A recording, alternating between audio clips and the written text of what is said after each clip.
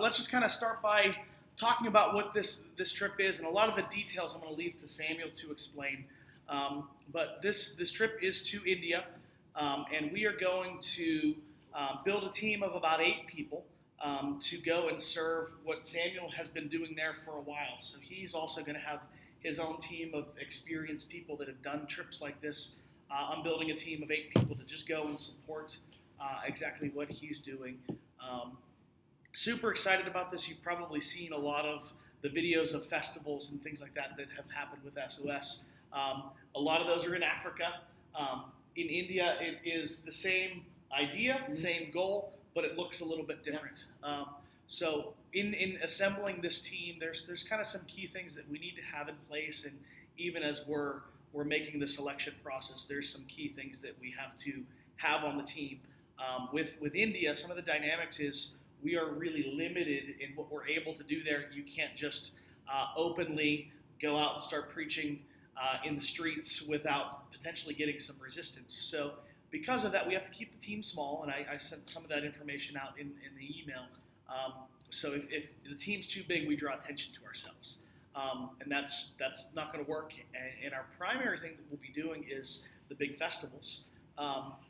My understanding is that the festivals will probably be 1,500 people-ish, give or take, and we kind of put all of our efforts into that. We can't do a lot of just mini street outreaches like happens in Africa, because that again just gets us on the radar and can cause things to get shut down.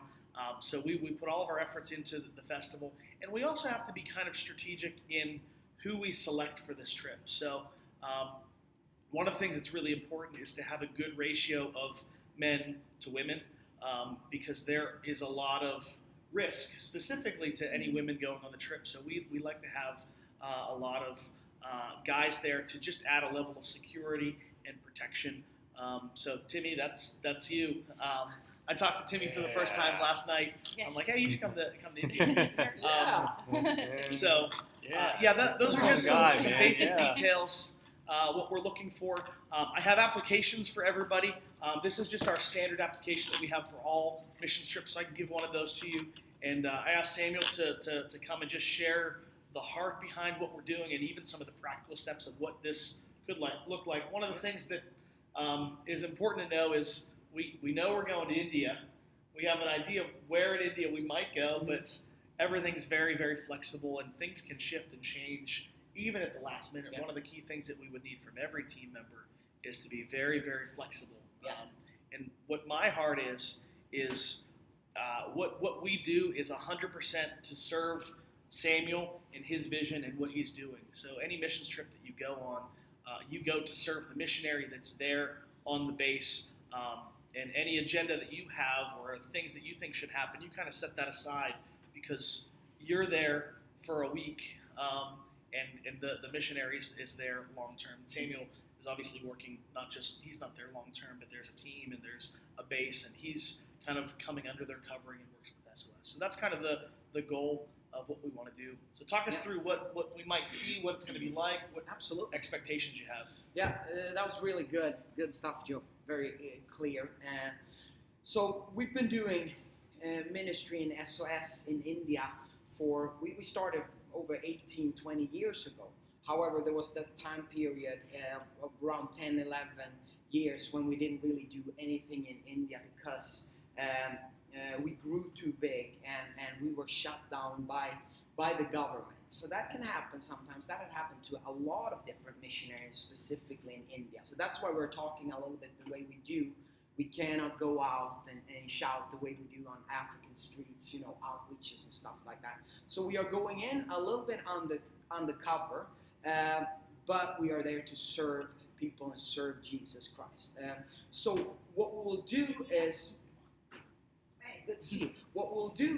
most probably is we have a couple of things that will happen. First of all, we will do the big festival. That is 3 to 4 days. Okay, it's always in Africa we do a 5-day festival, but 3 to 4 days in India because by the third day it's going to be a lot of attention, and potentially the crowds can be 5 to 6,000.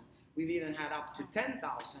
And in certain places, the villages are so small, so it might just be 1,000 or 1,500. But you never know. So by the third or fourth day, it's just time to say thank you very much and hand it over to the locals.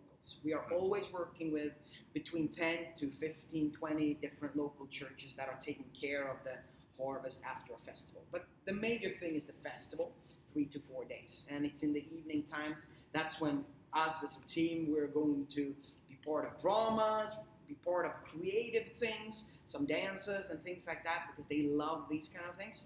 And also pray for the sick and minister and be part of deliverance ministry and baptism in the Holy Spirit and things like that. You're going to be very, very active and really see the Book of Acts take place those nights. But every time we go, we also have the Book of Acts training camp.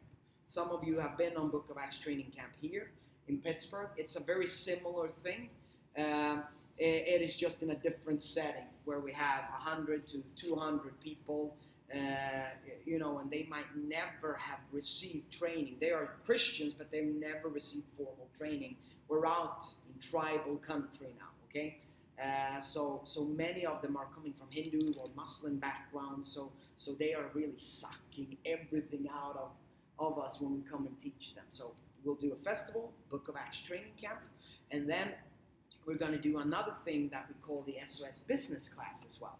And then we're gathering a smaller amount of people, 25 to 30, depending on, this is like personally invited people.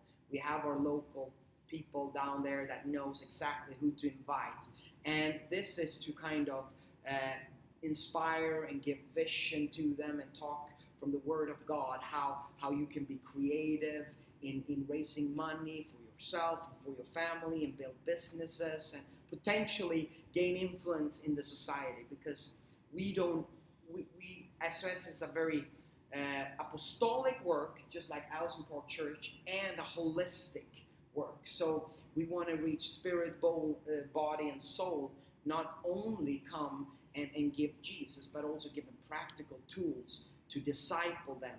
We want people after 10, 20 years in a village, we want them to have been, started a journey with Jesus where not only they are affected their spiritual life, but where we see how they are taking care of their family, how they are raising funds for their own family, how they are maybe gaining influence in the society, maybe politicians or something like that, but with a Christian, with a heart for Jesus. So it's very holistic in that way. So these are the things.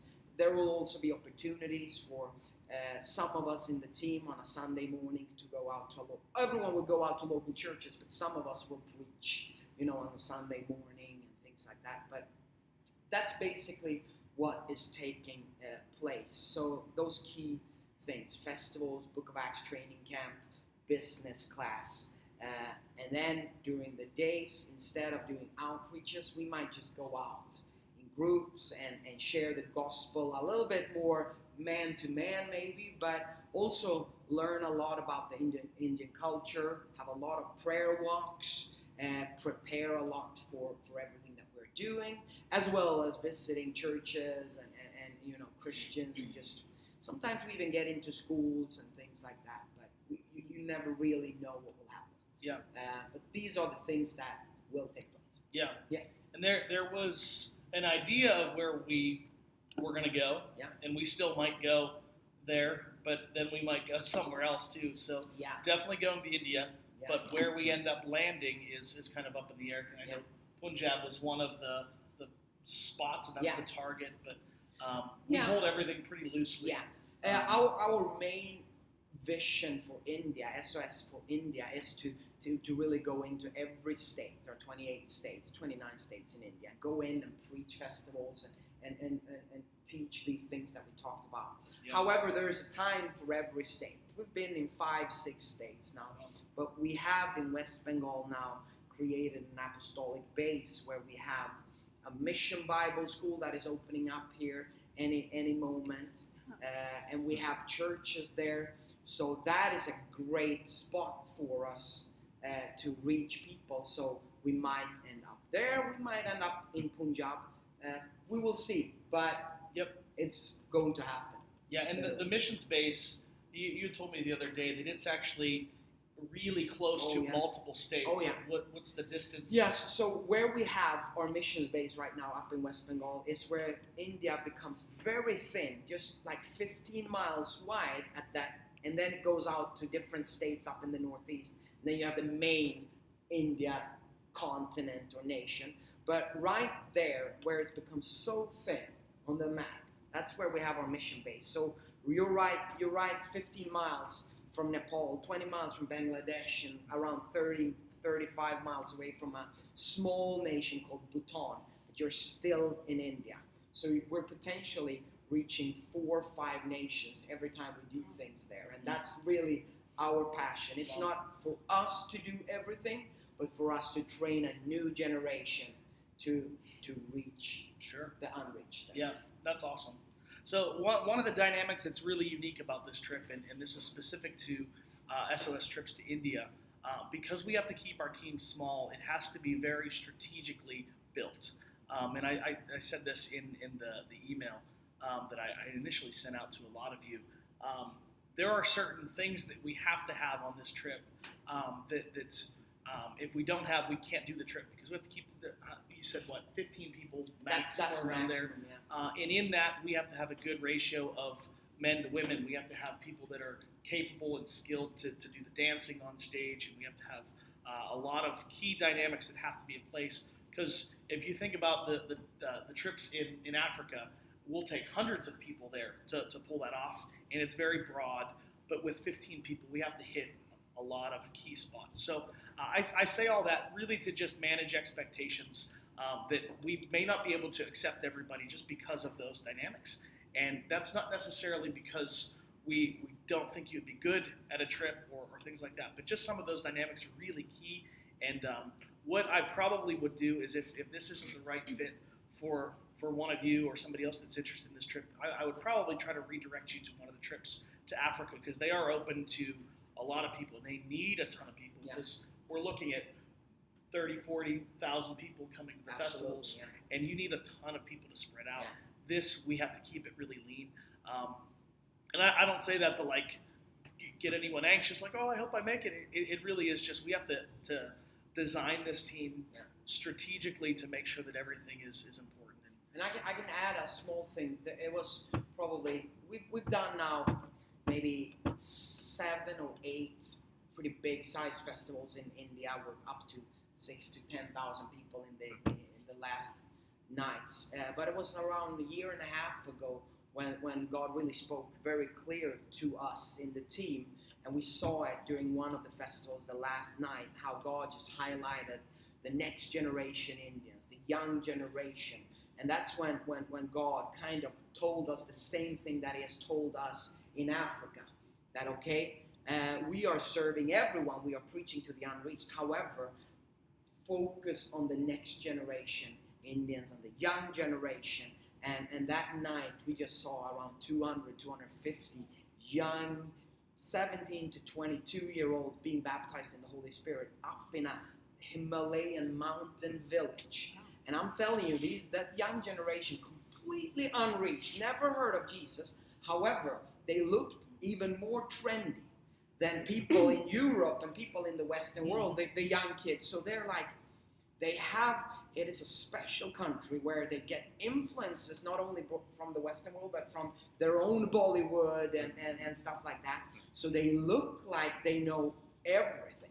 However, they are stuck in their religion of Hinduism, Buddhism, and Muslims. But so we're really targeting this next generation. That's great.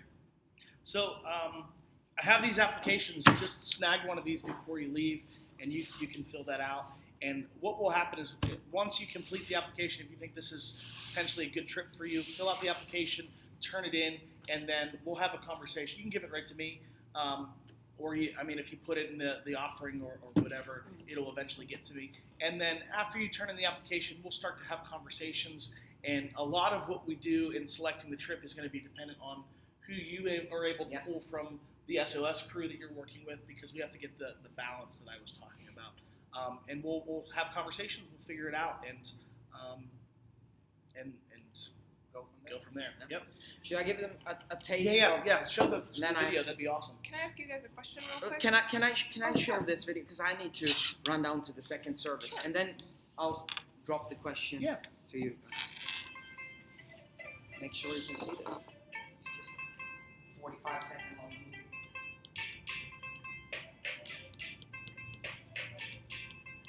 Is this in India? Just to give you a visual.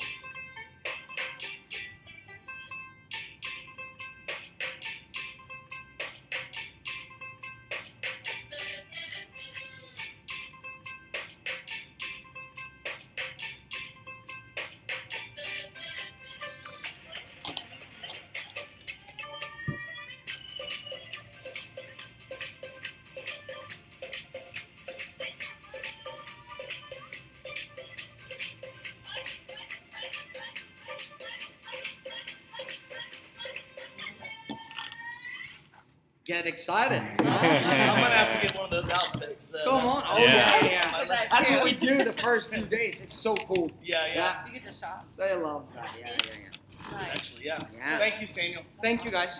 So, any questions or thoughts that you guys have? My question, I know he's putting together his team, so logistically, just planning, and clearly November seems like a far ways away, however, with multiple children and whatnot, and fundraising, do you guys have any idea when?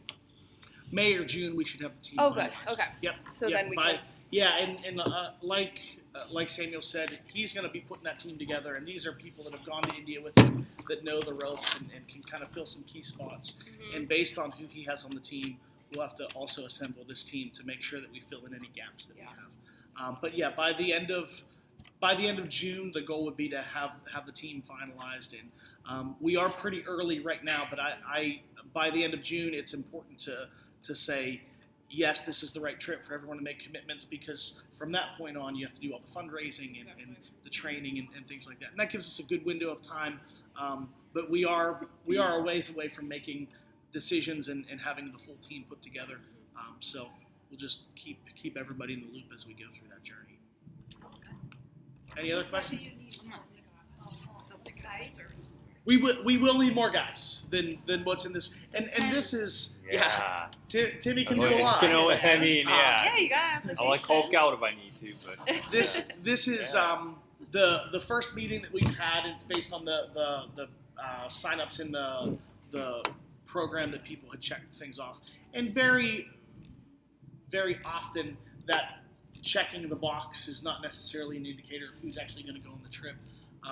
So I'll probably have some individual conversations and specifically recruiting some guys. So Timmy had no idea that this trip was happening until last night, and I'm like, "Yo, Timmy, you're going to India I with got me, to right?" witness the And, conversation too. Yeah.